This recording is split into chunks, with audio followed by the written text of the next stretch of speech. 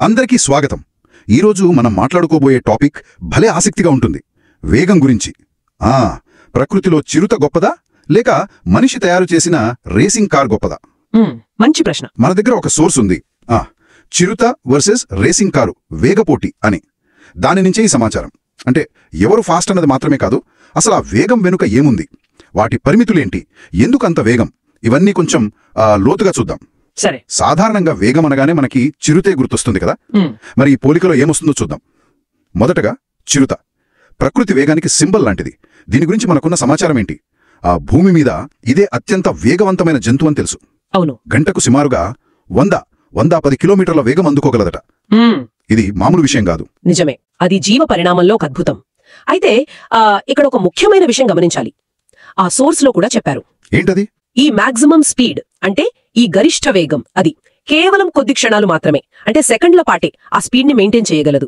ఓ, అంటే అది దాని శరీర ధర్మం అన్నమాట, బయోలాజికల్ లిమిట్. ఖచ్చితంగా దాని జీవక్రియ అలా పనిచేస్తుంది. అంటే ఇది ఒక విస్ఫోటనం లాంటి వేగం అన్నమాట. బహుశా వేటాడటానికి, తక్కువ దూరంలో టార్గెట్ ని అందుకోవడానికి ఇలా ఎవాల్వ్ అయ్యిందేమో. అవును. కేవలం మాక్సిమం స్పీడే కాదు, బహుశా యాక్సిలరేషన్ కూడా. అంటే ఎంత త్వరగా ఆ స్పీడ్ అందుకుంటుంది, అది కూడా ముఖ్యమే కదా. చాలా ముఖ్యం. ముఖ్యంగా దాని చురుకుదనం, ఎజిలిటీ, సహజ వాతావరణంలో పరిగెత్తేటప్పుడు ఇవన్నీ చాలా అవసరం. నిజమే.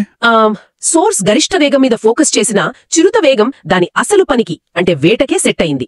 శక్తిని ఒక్కసారిగా వాడేసి త్వరగా అలసిపోయే స్ట్రాటజీ అది. సరే, ఇప్పుడు దీనికి పూర్తిగా భిన్నంగా రేసింగ్ కారు వైపు వద్దాం.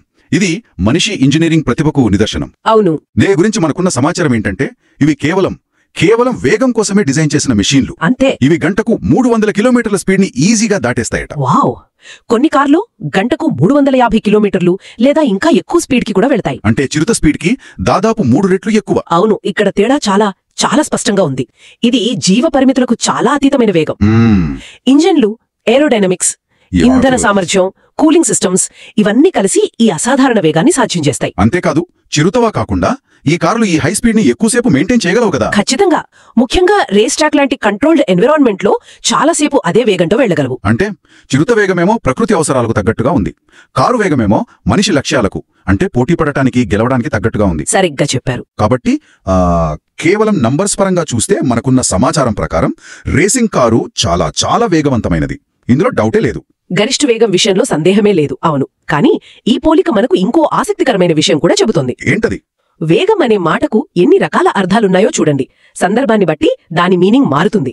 ప్రకృతిలో బతకడానికి కావాల్సిన వేగం వేరు, రేస్ ట్రాక్ పై గెలవడానికి కావాల్సిన వేగం వేరు. నిజమే. రెండిటికీ వాటి లిమిట్స్ ఉన్నాయి, వాటి అడ్వాంటేజెస్ ఉన్నాయి. అవును. చిరుతను రేస్ ట్రాక్ పై పెడితే అంత వేగంగా వెళ్లలేదు.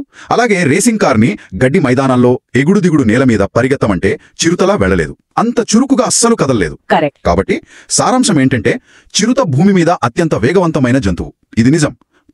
కానీ ఇంజనీరింగ్ తో తయారు చేసిన రేసింగ్ కారు దాని గరిష్ఠ వేగంలో దీన్ని దాటేస్తుంది. అవును. ఇది ఒక రకంగా బయోలాజికల్ ఎవల్యూషన్ కి, హ్యూమన్ టెక్నాలజీకి మధ్య ఉన్న తేడాను చూపిస్తుంది. మనం కేవలం ఆ టాప్ స్పీడ్ నంబర్నే చూడకుండా ఆ వేగాన్ని ఎంతసేపు కంటిన్యూ చేయగలరు, ఏ కండిషన్స్ లో ఆ స్పీడ్ ఉపయోగపడుతుంది, దాని వెనుక ఎంత ఎనర్జీ వాడుతున్నారు, ఇవన్నీ కూడా ఆలోచించాలి. నిజంగా ఇది చాలా ఆలోచించాల్సిన విషయం.